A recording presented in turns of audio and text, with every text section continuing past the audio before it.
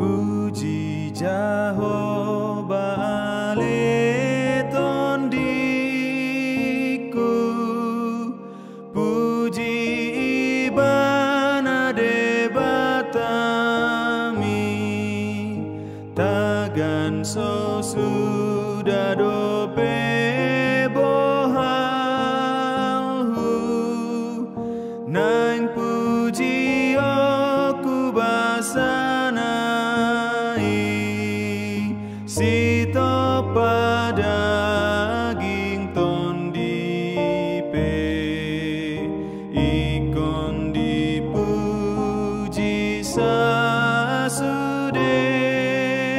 Haleluya, haleluya. Shalom, selamat pagi untuk kita semua Bapak Ibu dan saudara-saudara yang terkasih. Sebelum kita memulai aktivitas kita, mari kita mempersiapkan diri kita untuk mendengarkan firman Tuhan. Kita berdoa. Bapa, kami sungguh bersyukur Tuhan atas kasih karunia-Mu dan penyertaan Tuhan dalam kehidupan kami yang tidak pernah terhenti dan terus mengalir dan selalu baru di setiap harinya Tuhan. Terima kasih Tuhan juga telah melindungi kami dari istirahat kami sampai pada pagi hari ini kami boleh bangun dan akan melanjutkan setiap aktivitas kami. Namun sebelum itu Tuhan, kami akan mendengarkan sebagian pada firman-Mu yang akan membekali kami dalam menjalani aktivitas kami. Urapi hati dan pikiran kami Tuhan, agar kami dapat menanamkan firman-Mu dalam kehidupan kami, sehingga kami boleh menjadi pelaku-pelaku firman yang sesuai dengan kehendak-Mu. Terima kasih Tuhan, ampuni kami dari dosa kami. Di dalam nama Tuhan Yesus Kristus kami telah berdoa. Amin. Saudara-saudara yang terkasih, nas renungan yang menyapa kita pada pagi hari ini tertulis dalam kitab Yohanes pasal yang ke-6, ayatnya yang ke-68. Demikian firman Tuhan. Jawab Simon Petrus kepadanya, Tuhan, kepada siapakah kami akan pergi? Perkataan-Mu adalah perkataan hidup yang kekal. Demikian firman Tuhan.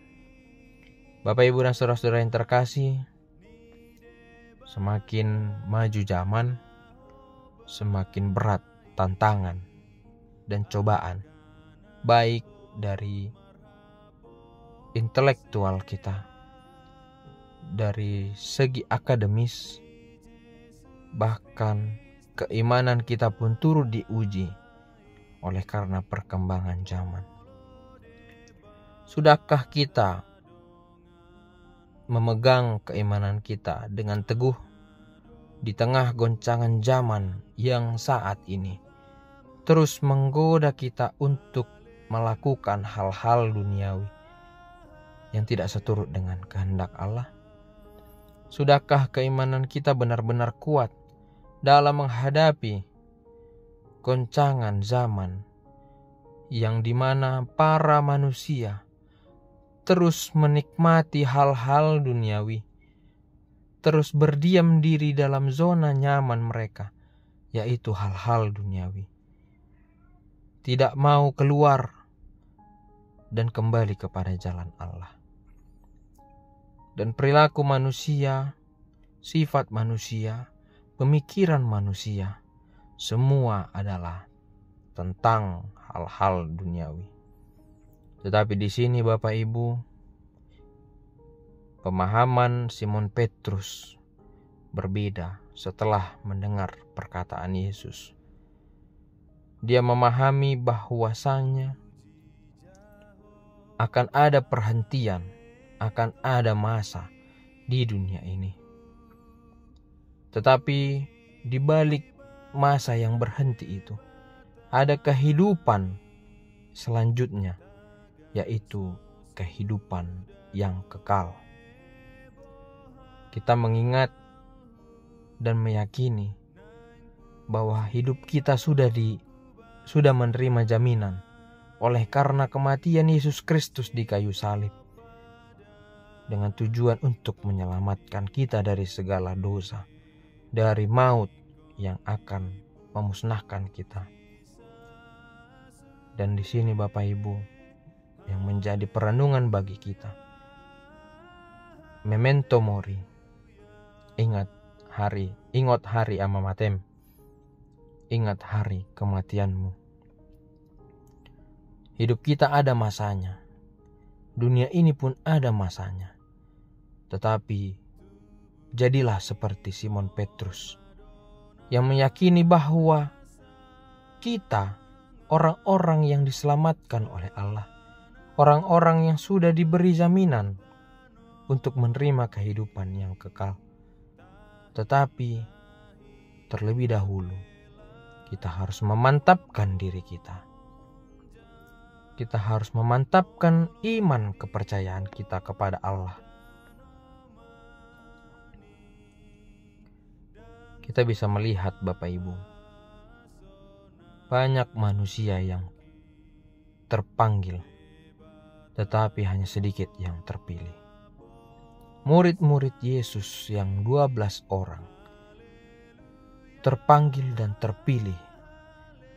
Dan Yesus tahu, dan bukan tanpa alasan Yesus memilih mereka. Yesus juga tahu bahwa satu orang di antara mereka akan berkhianat. Tetapi pertanyaan Yesus kepada Simon Petrus, apakah kamu tidak mau pergi juga? Apakah kamu tidak mau pergi juga?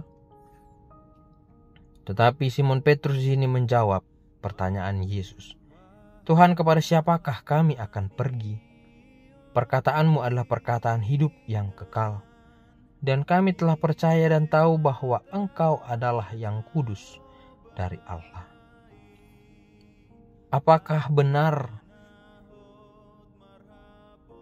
perkataan Petrus ini melekat dalam hati dan pikiran kita? Di tengah goncangan zaman yang sangat canggih pada saat ini, tentu jawaban kita akan berbeda. Tetapi saya yakin kita semua memiliki jawaban yang sama seperti Simon Petrus. Dan di sini kita akan dituntut untuk terus menguatkan dan meyakinkan keimanan kita kepada Allah, kepada Yesus, yang dimana kita meyakini bahwasanya hanya Yesus saja yang menjadi Allah yang hidup, Sang Roti hidup, satu-satunya jalan menuju kehidupan dan kekekalan. Hal itulah Bapak Ibu yang menjadi pegangan bagi kehidupan Rasul Petrus. Bagaimana dengan kita? Apakah kita benar-benar memegang keyakinan itu? Di mana hanya Allah lah yang memberi keselamatan bagi kita. Dan didukung oleh kepercayaan iman kita. Karena iman kitalah yang membuat kita diselamatkan.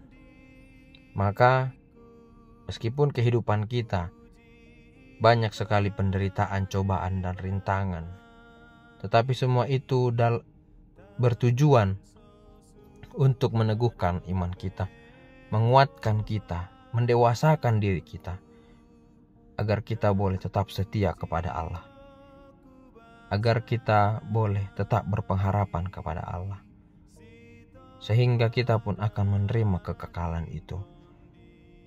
Dan jaminan itu akan terjawab dan akan terjadi di tengah-tengah kehidupan kita.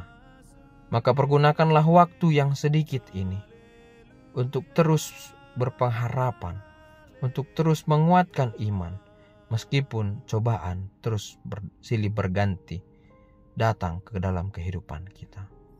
Selamat menguatkan iman. Tuhan Yesus memberkati. Kita berdoa. Bapa, terima kasih Tuhan untuk firman yang boleh kami dengar pada pagi hari ini,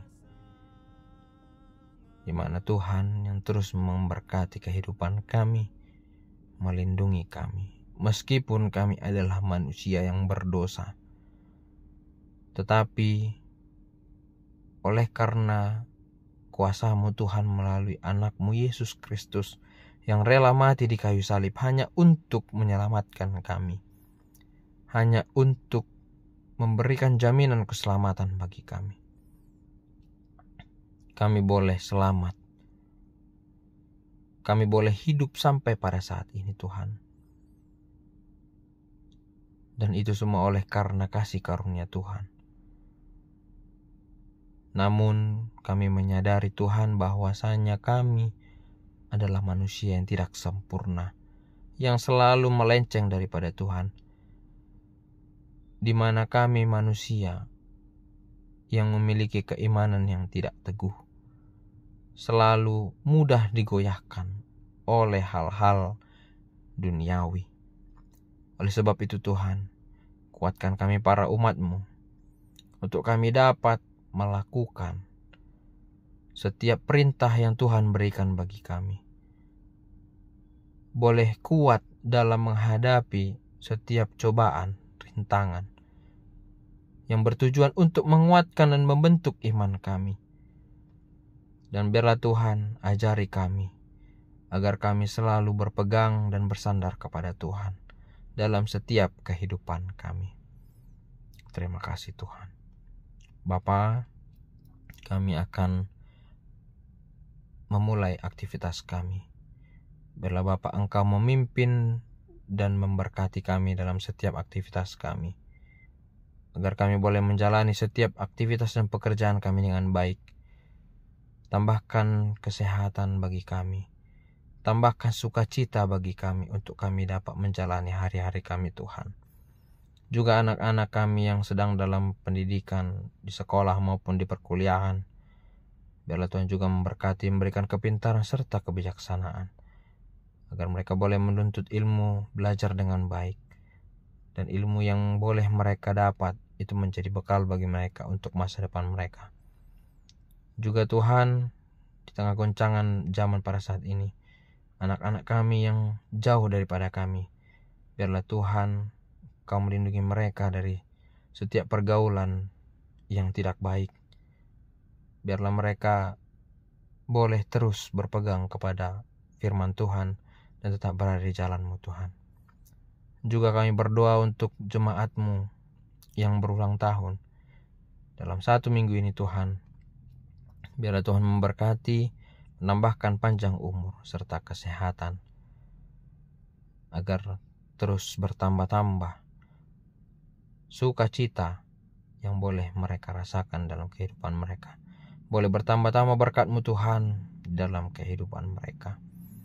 Berkati kami semuanya Tuhan, para umat-Mu, agar kami boleh selalu terus mengucap syukur dalam setiap kehidupan kami. Terima kasih Tuhan. Banyak lagi permintaan yang tidak dapat kami sebutkan satu persatu, tapi Tuhan yang mewujudkan setiap apa yang kami harapkan dan apa yang kami cita-citakan. Tuhan yang Maha Tahu, dan biarlah Tuhan kami serahkan semuanya itu ke dalam tangan-Mu. Terima kasih Tuhan di atas segala permintaan kami. Kami adalah manusia yang berdosa. Ampuni kami dosa-dosa kami Tuhan.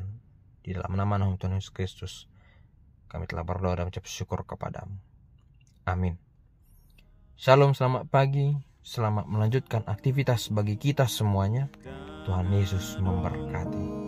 Shalom.